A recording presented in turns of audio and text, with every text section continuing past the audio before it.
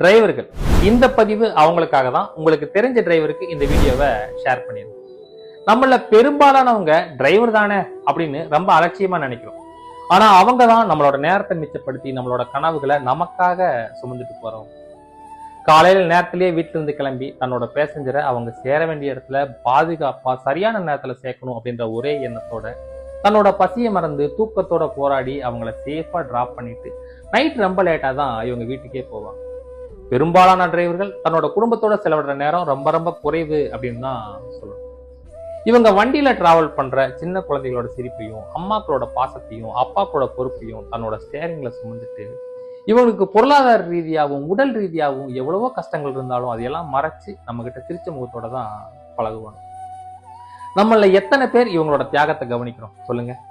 எங்கேயாவது போகும்போது எப்ப நல்ல கடையா பார்த்து நிறுத்து டீ சாப்பிடணும் அப்படின்னு வண்டியை நிறுத்தினா கூட இவங்களை மறந்துடும். நீங்க டீ சாப்பிட்றீங்களான்னு ஒரு வார்த்தை கூட கேட்கறதே கிடையாது.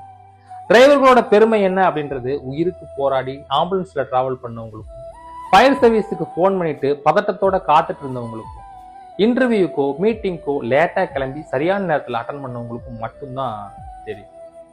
இவங்க வெறும் டிரைவர்கள் மட்டும் இல்லைங்க, நம்மளோட வாழ்க்கை பாதையை பாதுகாப்பா இழுத்துட்டு போறவங்க.